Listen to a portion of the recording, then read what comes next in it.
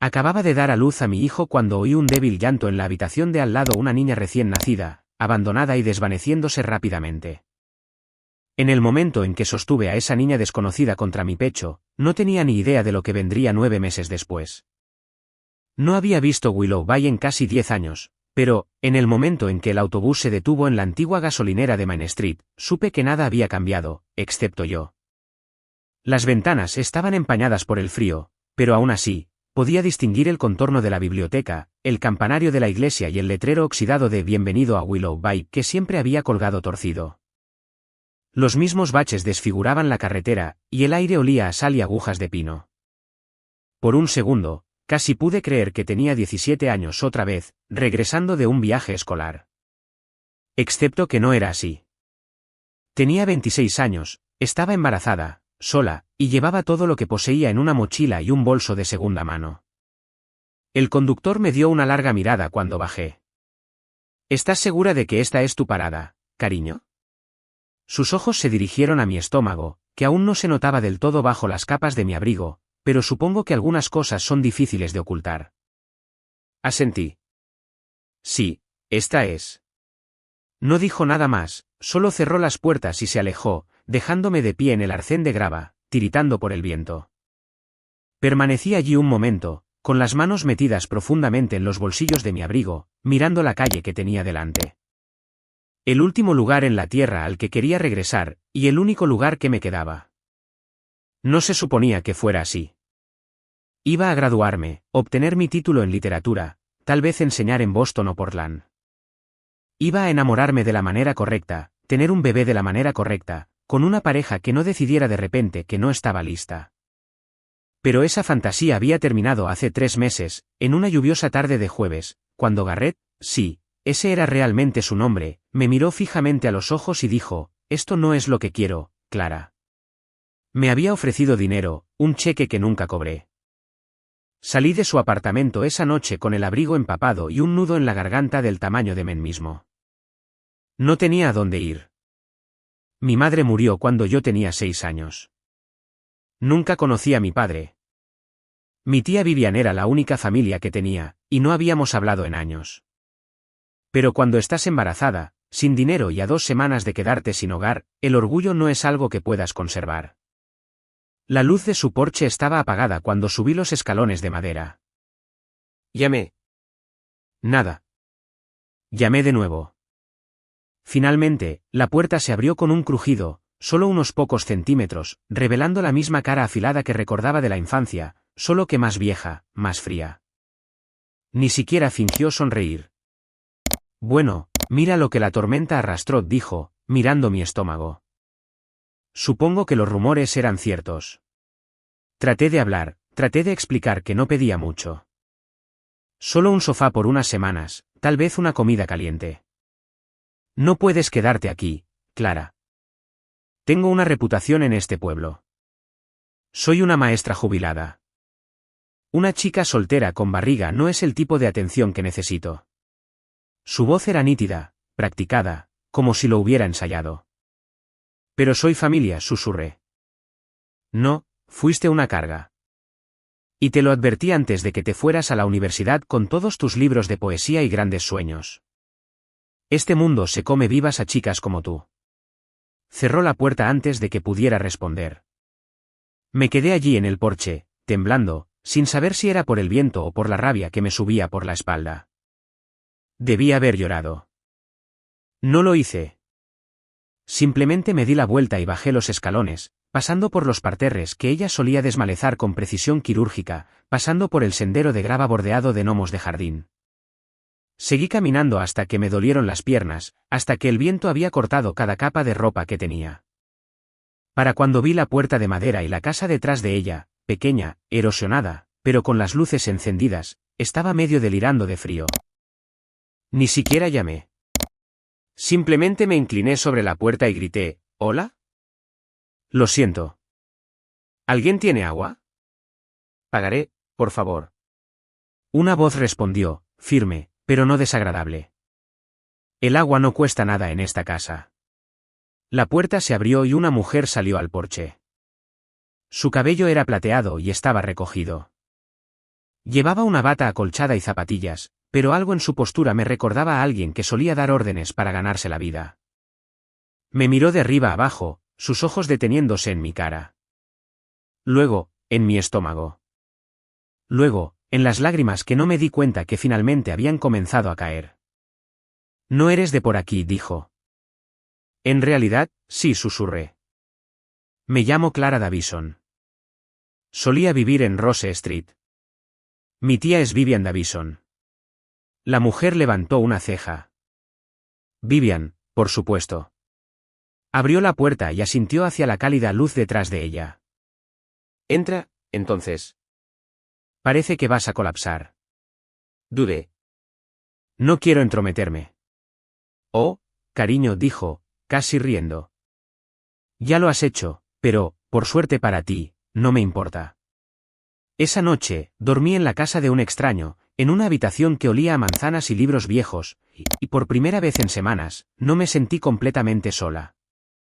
La mujer se llamaba Eleanor Vance, y como aprendería más tarde, una vez había sido profesora de biología de secundaria, del tipo que aterrorizaba a los estudiantes para que recordaran la tabla periódica de por vida. Su casa estaba en una suave pendiente con vistas a la bahía, rodeada de manzanos retorcidos que aún conservaban el aroma del otoño, incluso a principios del invierno. Por dentro, olía a canela, hojas de té, y algo más que no podía identificar, como el pasado negándose a desvanecerse. La mañana después de que me dejara entrar, Eleanor me sirvió una taza de café negro, sin crema, sin azúcar, y dijo, si te quedas aquí, te ganarás tu sustento. Estoy demasiado vieja para palear nieve y ahuyentar ardillas del porche. ¿Crees que puedes manejar eso con un bebé a bordo? Puedo manejarlo, dije, y lo decía en serio. Esa misma semana, tomé el autobús del pueblo, un viejo autobús escolar amarillo que habían reutilizado, hasta la oficina del distrito y solicité un puesto de profesora. La mujer detrás del escritorio levantó la vista cuando entré, sus ojos deteniéndose un momento demasiado largo en la ligera hinchazón de mi estómago bajo mi suéter. Eres la chica Davison, dijo. No una pregunta, solo un hecho. Asentí. Clara Davison. Acabo de terminar mi carrera. Literatura inglesa. ¿No te fuiste a la universidad?, preguntó, como si fuera una traición.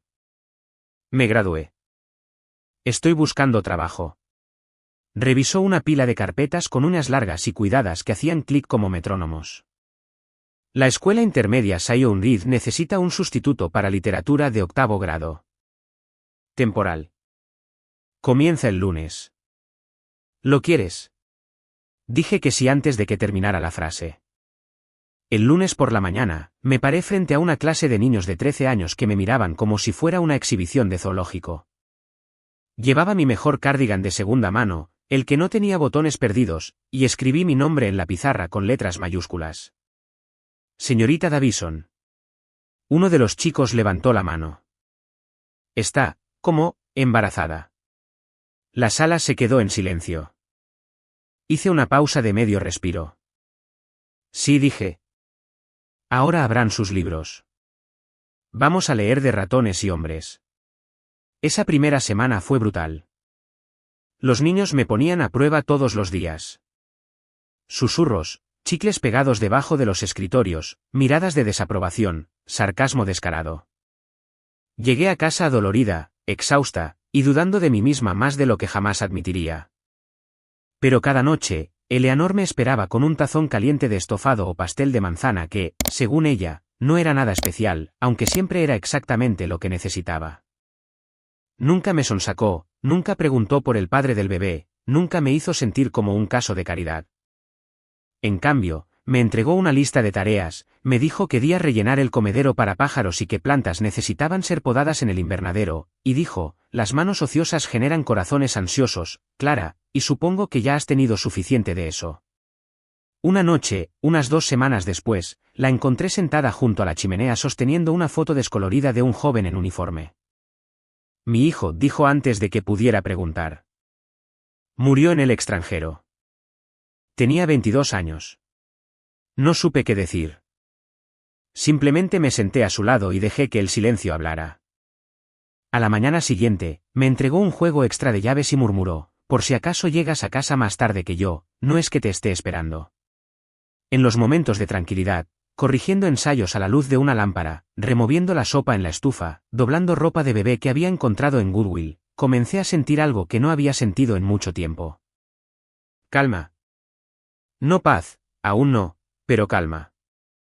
Una quietud dentro de mí que no era miedo o pavor.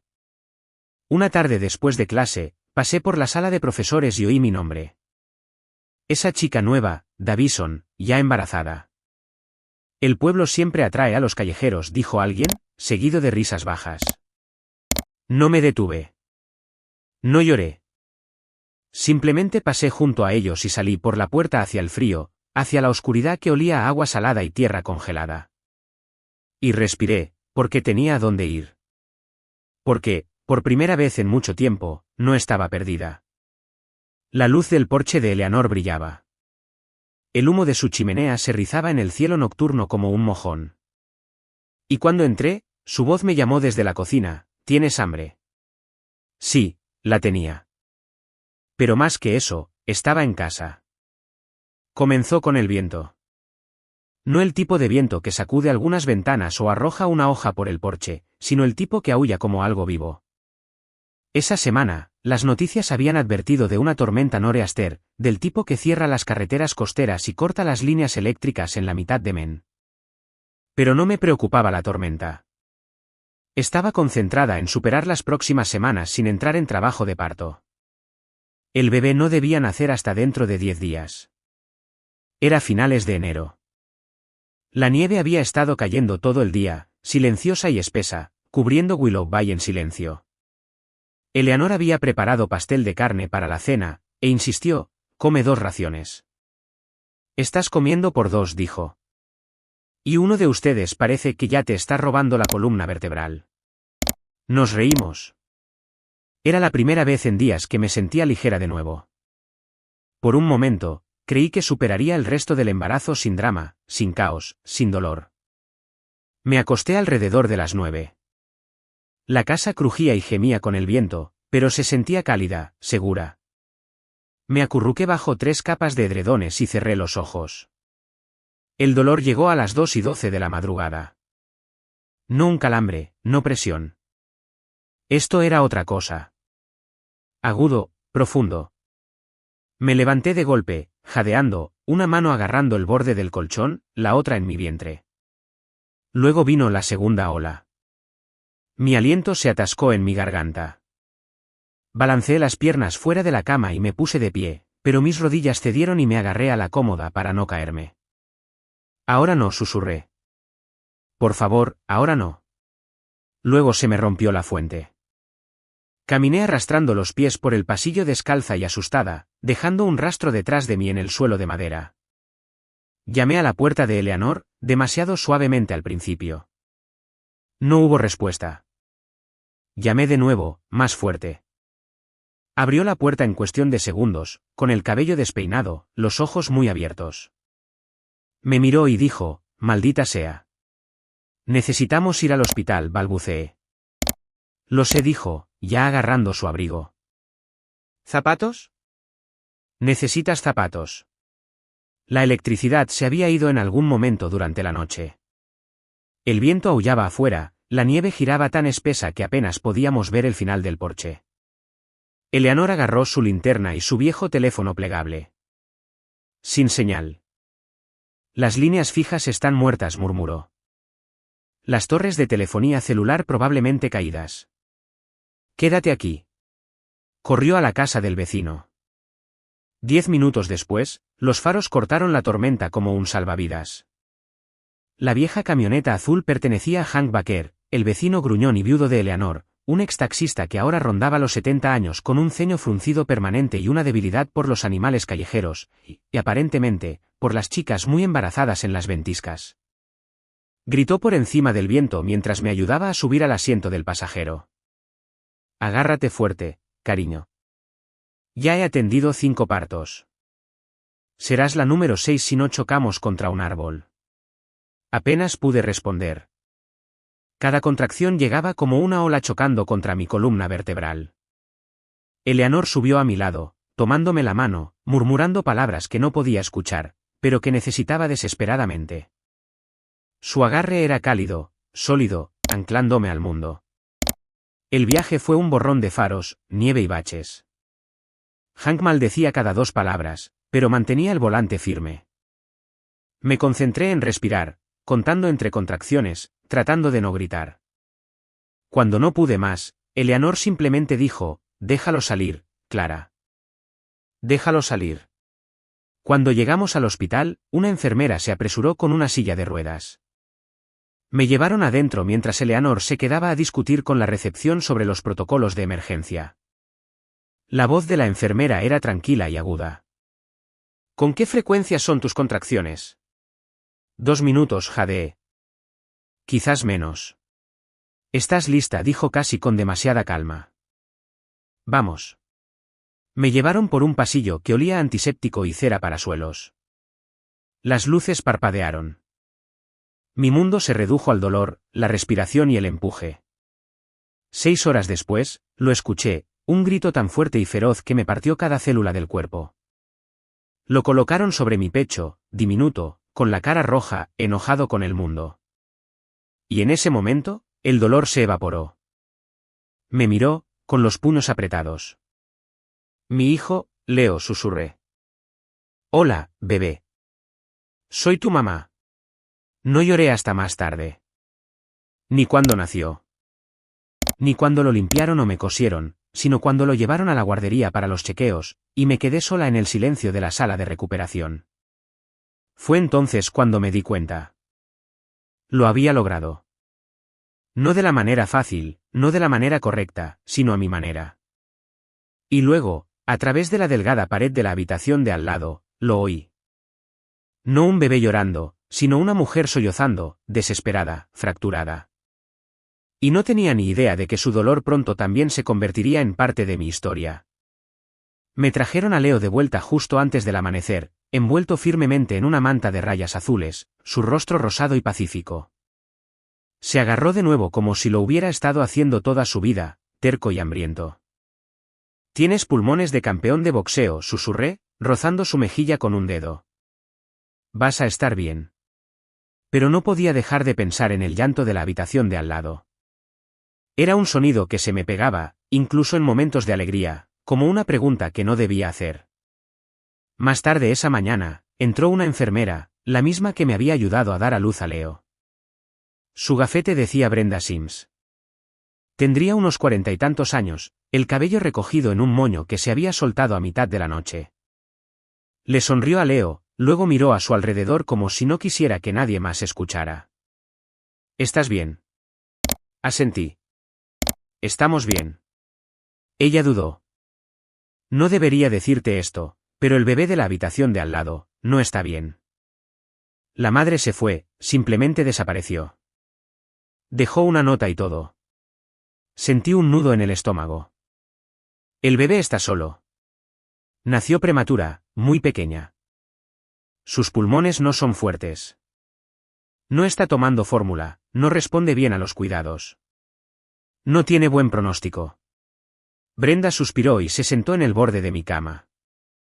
La llamaron June. Su padre ha estado sentado junto a su cuna toda la noche. No ha dicho una palabra. ¿Dónde está la madre? Ni idea. Se fue antes de que siquiera le revisáramos los signos vitales. Dijo que no estaba lista para ser madre de un bebé enfermo. Su voz se quebró en las últimas 2 palabras. Miré a Leo.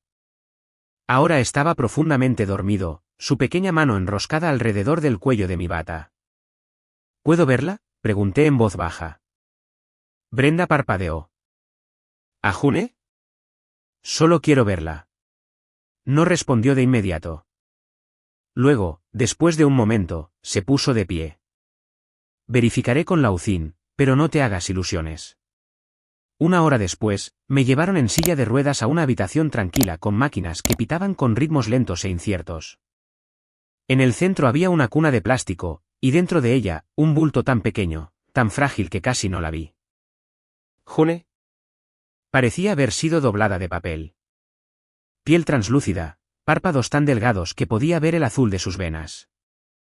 Su respiración era superficial, sus labios apenas se abrían. Sus puños nunca se cerraron. Su pecho apenas se movía.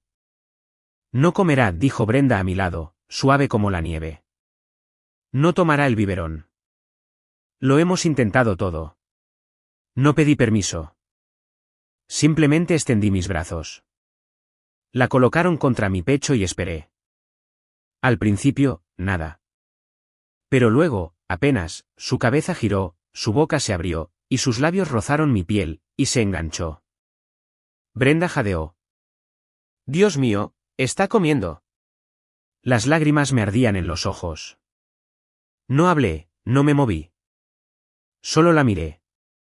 Esta pequeña vida no deseada aferrándose a mí como si yo fuera lo único que le quedaba. Y quizás lo era. Durante la siguiente hora, alimenté a ambos bebés. Primero a Leo, luego a June. Se turnaron sin quejarse. 2 pequeños latidos. 2 pesos cálidos presionados contra mí como promesas que no había esperado hacer. Más tarde, oí pasos en la puerta. Levanté la vista y vi a un hombre, alto, de unos 30 años, pálido por el cansancio, con la chaqueta de oficial desabrochada, la nieve aún derritiéndose de sus botas. Sus ojos se dirigieron directamente al bebé en mis brazos, su bebé. ¿La estás alimentando?, preguntó, con la voz ronca por no hablar. Sí, dije simplemente. Se acercó lentamente, como si no confiara en el suelo bajo sus pies. Soy Asher, dijo. El padre de June. Asentí. Soy Clara, la mamá de Leo. Volvió a mirar a June, luego a Leo en la cuna a nuestro lado. Sus manos temblaron mientras agarraba el borde de la cuna. No sabía qué hacer, susurró. Ella simplemente se fue. Pensé que también la perdería a ella. No lo harás, dije. No si la mantenemos caliente. La mantenemos alimentada. La mantenemos amada. Y por primera vez, me creyó. Después de ese día, todo cambió, silenciosamente al principio. Leo y yo fuimos dados de alta 2 días después. Me dolían los brazos de tanto cargarlo. Mis puntos me tiraban cada vez que me movía. Pero nada de eso importaba porque no podía dejar de pensar en June, en sus pequeños labios abriéndose con hambre, en cómo su cuerpo se fundía con el mío como si perteneciera allí tanto como Leo. Asher me llamó la noche siguiente. Eleanor y yo estábamos sentadas en la cocina cuando sonó el viejo teléfono fijo. Un sonido que no había oído en años. Ella me lo entregó con una ceja levantada. Un hombre con voz grave susurró con los labios. No dijo su nombre. Me puse el auricular en la oreja. Hola. Soy Asher, del hospital. Mi corazón dio un vuelco. ¿Cómo está June? Está mejor. La van a retener otra semana. Pero las enfermeras dicen que ahora come más, está ganando peso. Bien, dije, aliviada. Creo que es gracias a ti, añadió. Hubo silencio en la línea. No incómodo, simplemente lleno. Sé que es mucho pedir, dijo. Pero, ¿vendrías solo para las tomas hasta que esté lo suficientemente fuerte? Dijeron que la fórmula aún no funciona. No dudé. Por supuesto. Así que, durante los siguientes 7 días, fui al hospital cada mañana y cada noche. Eleanor cuidaba a Leo mientras yo hacía ese viaje familiar a Lausín. Las enfermeras también comenzaron a llamarme mamá. Fingí que no me encantaba. Asher me esperaba la mayoría de los días, torpe al principio, merodeando por los rincones. Pero cada vez que le entregaba a June, sus brazos se volvían más firmes. Una mañana, llegué a casa y encontré a Eleanor en el jardín con Leo atado a su pecho en un improvisado cabestrillo que había hecho con una cortina. Me estás convirtiendo en abuela, murmuró, quitando malas hierbas. Y ni siquiera te he regañado correctamente todavía. Pero pude verlo. La forma en que besaba la parte superior de la cabeza de Leo cuando creía que nadie la miraba. La forma en que sus manos siempre lo buscaban antes que sus palabras. Al final de esa semana, June estaba lo suficientemente fuerte como para volver a casa. Asher estaba en mi porche esa tarde. Nieve en su cabello. June envuelta en sus brazos. Necesito ayuda, dijo, con la voz áspera. Vivo en una casa de servicio cerca de las afueras del pueblo. Solo soy yo. Las noches son largas y ella duerme mejor después de que la alimentas. Lo miré, tratando de leer entre líneas. Esto no era una propuesta. No era romance. Era necesidad, honesta y sin adornos. Puedo pagarte, añadió rápidamente. Tú y Leo tendrían su propia habitación. No pido nada más que ayuda. No necesitas pagarme, dije. Sí, sí necesito, dijo. Porque no quiero deberte amabilidad. Esa parte la entendí. Eleanor me ayudó a empacar. No huyas, advirtió. Estás ayudando a alguien a respirar. Solo no olvides cómo respirar tú misma. La casa de Asher estaba en una colina con vistas a la bahía, más pequeña que la de Eleanor, pero igual de vieja. Tenía 3 habitaciones y un porche que daba al agua. Las paredes olían a cedro. Las ventanas se empañaban cuando la tetera hervía, y había paz en la forma en que se sentía vivida e inacabada. Nos dio a Leo y a mí la habitación más grande. La cuna de June se quedó en la suya. No hablamos mucho esos primeros días. Él trabajaba turnos largos. Yo me quedaba en casa con los bebés. Nos movíamos el uno alrededor del otro como fantasmas. Pero algunas noches, después de que los bebés estaban alimentados y el silencio se asentaba, lo encontraba en el porche, con los brazos cruzados, los ojos en el oscuro horizonte. No tienes que sentarte aquí solo, le dije una vez. Si tengo, respondió. Pero gracias. Esa era la cosa con Asher. No decía mucho. Pero cuando lo hacía, lo sentías todo. En esas semanas tranquilas, construimos algo sin darnos cuenta. Un ritmo, un hogar, 2 bebés, 2 personas que no pidieron esto, pero que aparecieron de todos modos. Y, de alguna manera, eso fue suficiente. Febrero pasó como un sueño que se deslizaba sigilosamente por la nieve. Mañanas lentas, el olor a fórmula y avena, el suave crujido de los pañales y las nanas que zumbaban a través de los cristales fríos de las ventanas. Me encontré memorizando la respiración de June, la forma en que encogía los dedos de los pies cuando se asustaba, el sonido que hacía Leo cuando se reía dormido. Asher siempre estaba en movimiento, paleando el camino, cortando leña, arreglando los escalones chirriantes del porche. Nunca se quedaba quieto a menos que June estuviera dormida sobre su pecho. Algunas noches, echaba un vistazo al salón y los encontraba allí, él en el sillón, el latido de su corazón constante contra el suyo. Ambos flotando en algún lugar entre el agotamiento y la paz.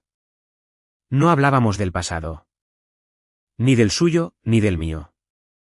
El silencio entre nosotros ya no era frío. Era una especie de santuario, un lugar para descansar sin que se me pidiera explicaciones. Pero había momentos. Una noche, la calefacción se averió durante una tormenta.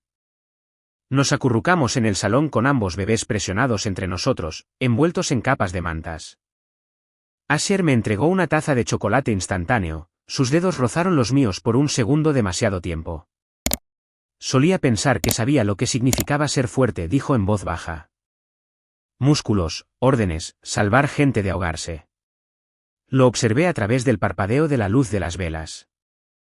Pero luego Delilah se fue, continuó. Y yo estaba sosteniendo esta cosita con una sonda de alimentación y sin mamá. Y me di cuenta de que ser fuerte es quedarse cuando estás aterrorizado. Me miró entonces. Realmente me miró.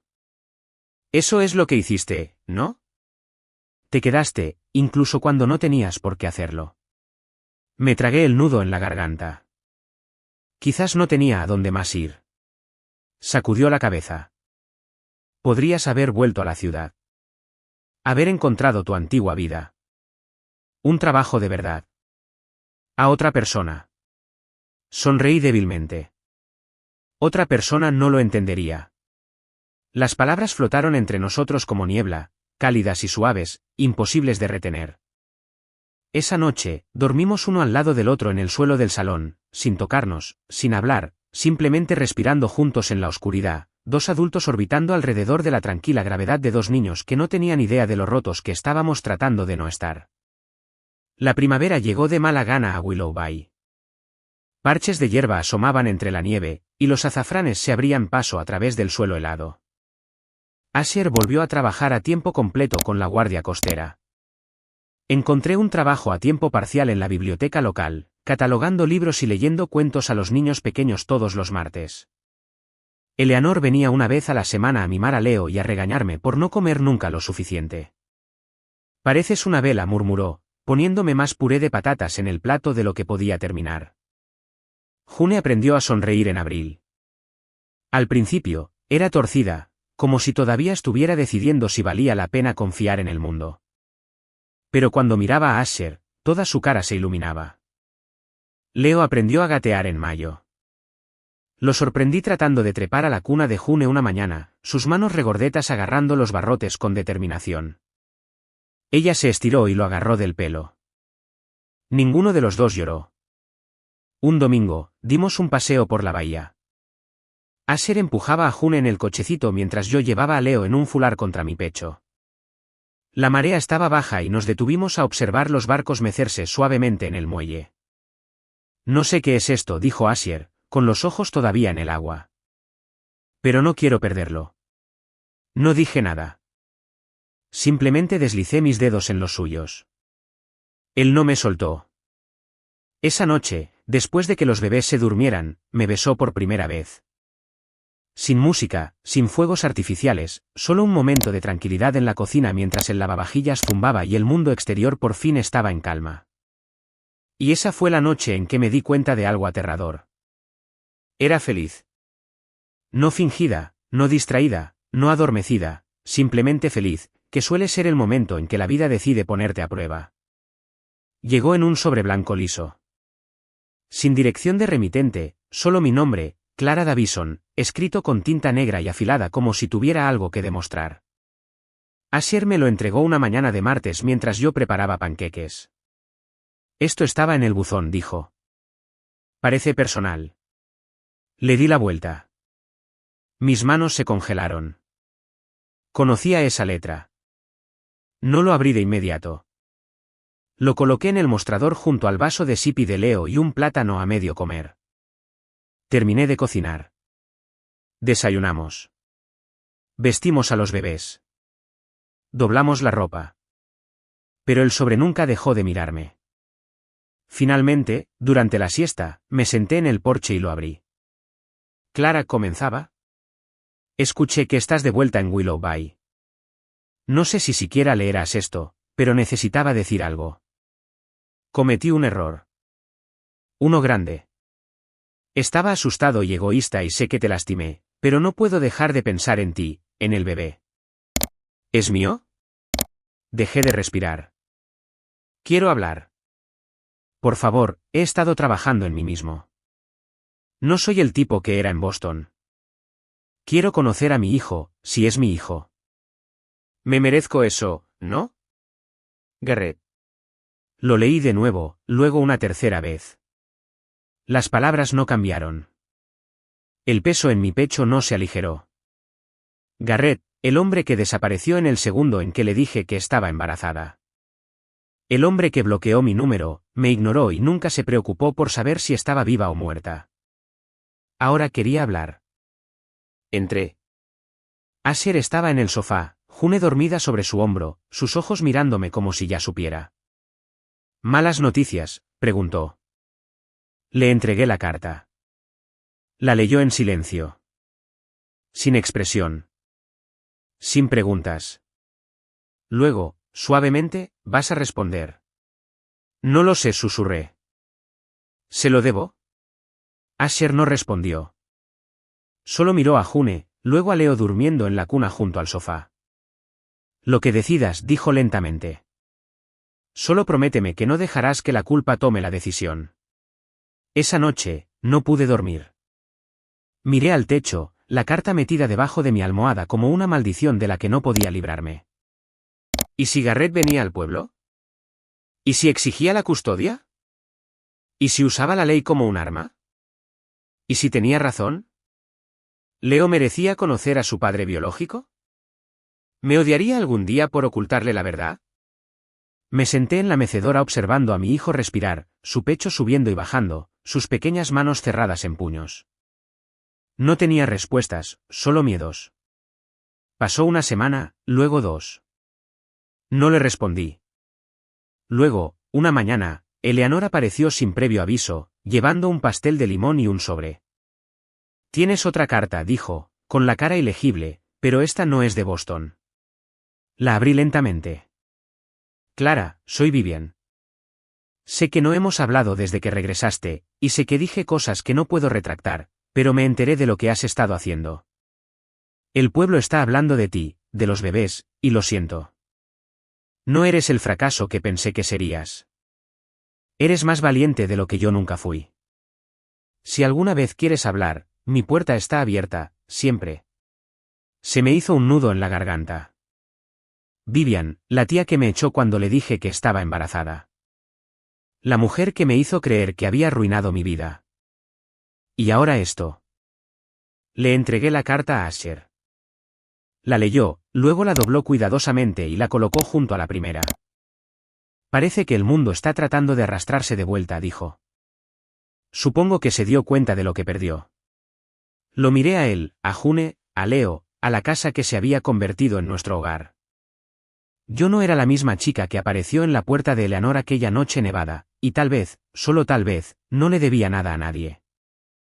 Me detuve en el borde de Willow Bay, observando cómo la marea se retiraba de las rocas. El viento se curvaba alrededor de mi abrigo, frío y húmedo, trayendo consigo el fuerte olor a algas marinas, a sal y a algo más antiguo que ambos. Detrás de mí, el pueblo se despertaba. Pero dentro de mí, algo ya había cambiado. Tenía 2 cartas, 2 fantasmas, la de Garrett, llena de culpa y exigencias, y una versión reescrita del pasado donde él no era un cobarde, y la de Vivian, más corta, más suave, pero impregnada de un arrepentimiento demasiado tardío. Ambas querían acceso a una versión de mí que ya no existía. Sabía que necesitaba elegir a quién responder, a quién perdonar, a quién soltar. Así que escribí 2 cartas propias. A Vivian, le dije, aprecio tus palabras. De verdad. Pero el perdón no es una puerta por la que se entra una vez. Es un pasillo por el que se gatea, y yo todavía estoy de rodillas. No estoy lista para verte todavía. Pero te avisaré cuando lo esté. A Garrett, solo le escribí esto: Leo ya tiene un padre, uno que se quedó. Nunca las envié, pero no necesité hacerlo.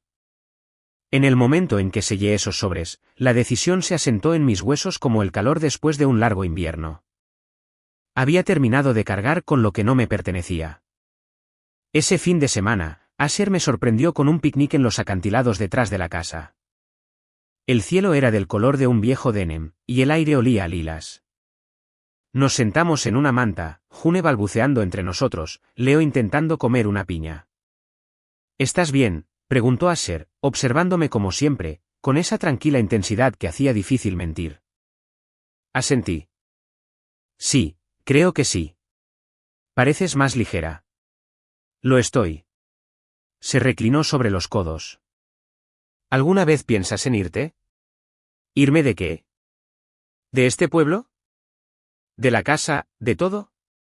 Lo pensé. La Clara de hace un año habría empacado una maleta sin mirar atrás. Pero ahora, ya no, dije. Aquí es donde Leo dio su primer paso. Donde June encontró su risa, donde yo recordé cómo respirar. Asher sonrió. «Bien, porque compré algo». Metió la mano en el bolsillo de su abrigo y sacó una pequeña caja negra. Por un momento, el mundo se inclinó. «No te lo pido hoy», dijo rápidamente. «Sé que aún no estás ahí, pero algún día, tal vez». Abrí la caja. Dentro no había un anillo. Era un relicario de plata. Dentro, 2 pequeñas fotos, Leo, June. Quería que tuvieras algo que demostrara que ya somos una familia. Incluso antes del papeleo, las promesas, las palabras. No pude hablar. Se me cerró la garganta con algo demasiado grande para nombrar. Así que me incliné, lo besé una vez, suave, segura, y susurré: «Algún día no está tan lejos como crees». Esa noche, metí a Leo en la cama y me senté con June hasta que su respiración se regularizó. Luego me puse el relicario en el cuello, su peso me ancló como raíces bajo tierra congelada. A la mañana siguiente, fui a la oficina de correos y envié solo una carta, a mí misma. ¿Lo hiciste? ¿Sobreviviste? ¿Amaste? ¿Soltaste? Hiciste crecer algo hermoso de las cenizas. Y eso es suficiente. Sin dirección de remitente. Solo mi nombre, Clara Davison, escrito de mi puño y letra. La primera vez que me paré en ese porche, estaba temblando, embarazada, asustada y empapada por la lluvia. Recuerdo que pensé que la casa no me quería allí. Las contraventanas colgaban torcidas. Los escalones crujían como huesos viejos. Nunca estuvo destinada a ser un hogar, solo un lugar para esconderme mientras descubría cómo sobrevivir. Pero un año después, ese mismo porche albergaba sonidos diferentes, la risa de Leo, el arrullo de June, el suave clic de la taza de café de Asier junto a la mía en las mañanas frescas. La casa ya no solo me resguardaba. Me veía. No me escondía. Estaba arraigada. La primavera llegó temprano ese año. El huerto detrás de la casa floreció en densos racimos de pétalos blancos. Leo ayudó a Asier a plantar vegetales en el jardín, aunque la mayor parte de su ayuda significaba lanzar tierra a los jeans de Asier y reír hasta caerse. June había comenzado a gatear, arrastrándose por el suelo como una pequeña exploradora decidida a conquistar cada alfombra y cordón de zapato. Y yo había vuelto a escribir.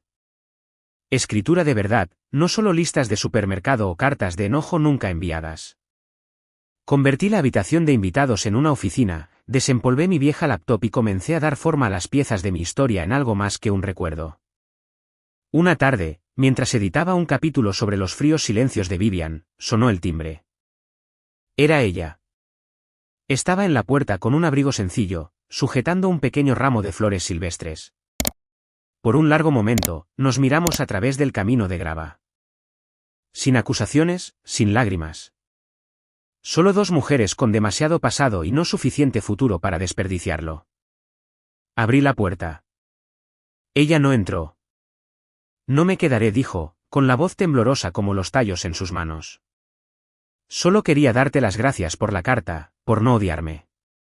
Si te odié, respondí en voz baja.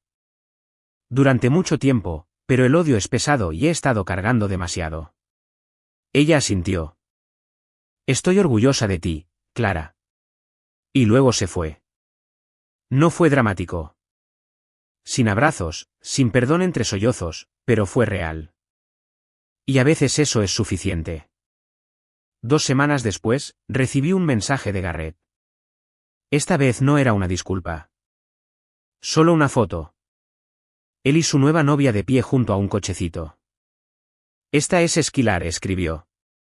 Pensé que deberías saber que Leo tiene una hermana. Si alguna vez quieres que se conozcan. Lo miré fijamente durante mucho tiempo. Luego lo borré. Leo no necesitaba más confusión. Necesitaba consistencia, seguridad, amor. Ya tenía las 3 cosas. Esa noche, le conté a Asher todo, sobre el mensaje, la foto, mi elección. Él no hizo preguntas, solo me besó la sien y dijo, hiciste lo correcto. Al final del verano, la casa se había transformado. Pintamos el porche, reparamos las contraventanas, colgamos luces de hadas a lo largo de la cerca. Llené la cocina con hierbas del jardín y risas de nuestros nuevos amigos. Wyatt y Outen venían a menudo, trayendo pasteles e historias y consejos sobre cómo hacer que Leo comiera brócoli sin drama. Y una cálida mañana de septiembre, abrí el buzón y encontré un sobre grueso de una pequeña editorial de Portland. Querían comprar mi manuscrito. La historia de una mujer que lo perdió todo y encontró algo mejor. Lloré allí mismo, descalza en el camino de entrada, June en mi cadera, Leo tirando de mis jeans pidiendo jugo. Más tarde esa semana, firmé el contrato en la misma mesa donde solía llorar hasta quedarme dormida. Celebramos con tarta de fresa y champán barato. Leo derramó crema batida en el regazo de Asher. June agarró un puñado de glaseado y se lo untó en el pelo. Me reí hasta que no pude respirar.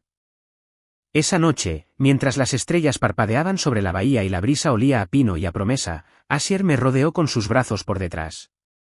¿Eres feliz?, preguntó. No respondí de inmediato porque feliz era una palabra demasiado pequeña para lo que sentía. Me giré hacia él, apoyé mi frente en la suya y susurré, estoy completa. Nos quedamos allí, nuestros hijos dormidos dentro, la noche envolviéndonos como una bendición. No porque todo hubiera salido perfecto, sino porque yo había salido bien.